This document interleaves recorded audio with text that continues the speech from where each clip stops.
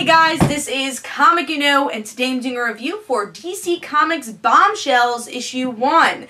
So before I start talking about this issue, just want to give you guys a couple updates. Of course, I have Comic Uno episode 109, and that's a show where I review all the comics I've read this week in one show, and here are the exclusive comics.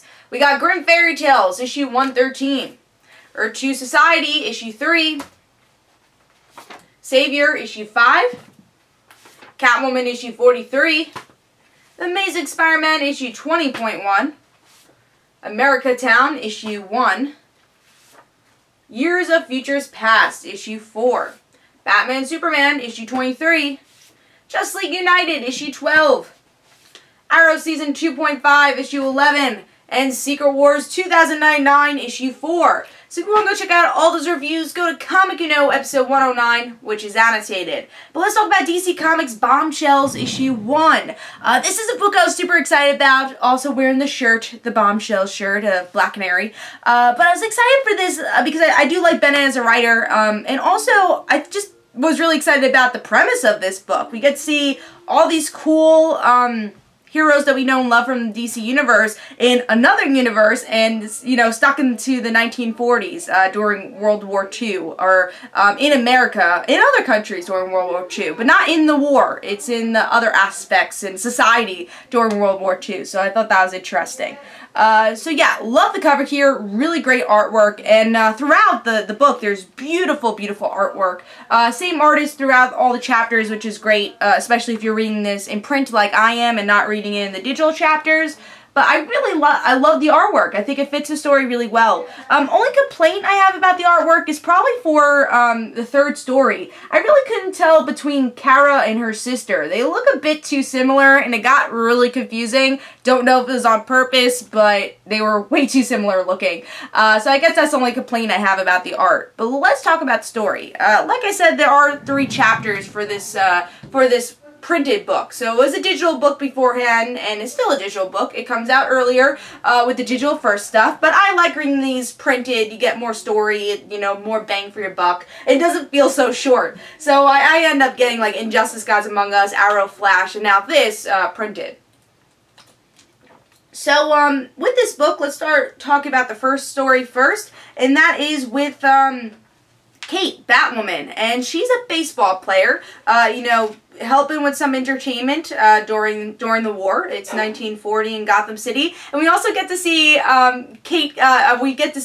Betty Kane also, which if you read Batwoman or if you just know some DC history, she's Flamebird. So I like her character a lot, so I thought that was a good reference. And also we get to see Kate's girlfriend, and we see that they are girlfriends in this time period too, so I thought that was kind of cool, and I like their relationship. And then by the end of that chapter, they meet up with Amanda Waller, so we will see how that goes. Second story was kind of on the generic side. It's like the same Wonder Woman story we have seen. Steve Rogers, he crashes down, Wonder Woman saves him, they kind of have a fight, and we'll see how that goes. And then the last story is with Kara and her sister. She's not an alien, it seems like, or maybe she is. They haven't described it. And she's from Russia. They're going to be pilots during the war. And then, you know, one of their planes crash, and Kara saves the day, but uses her powers. And now everyone on her team is against her because she is a traitor, because she has powers. I really liked, like I said, the first story was really good. Loved the Kate story. I thought that was the one that made the most sense. And then when we went to the second story, I was like, didn't really need this one. Even though it's Wonder Woman, I just felt like I've seen it before.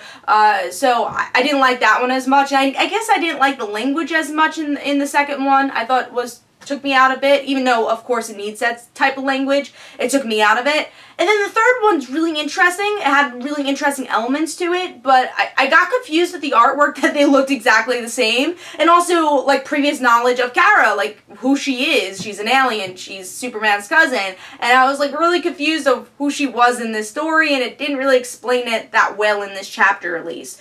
But overall, I do think this is a good book with a lot of potential. I'm still very interested in the book, but I do think it had some stumbles in the later chapters that hopefully they'll fix in the next printed comic and the other digital chapters we get next. But it's still cool to see these characters in another light, in another universe, and like I said, I'm excited to see where it goes. So DC Comics Bombshell gets issue 1. Issue 1. DC Comics Bombshells issue 1 gets 3.5 stars for me. I think it has potential, but it wasn't the perfect issue I wanted it to be. But there are some good elements. So hope you guys enjoyed. This is Comic Uno. Don't forget to follow me on Twitter. Don't forget to like my Facebook page. Also, description below, there's links for my comic book, Like Father, Like Daughter. And don't forget to like the Facebook page of Like Father, Like Daughter. I'll see you guys later. Bye.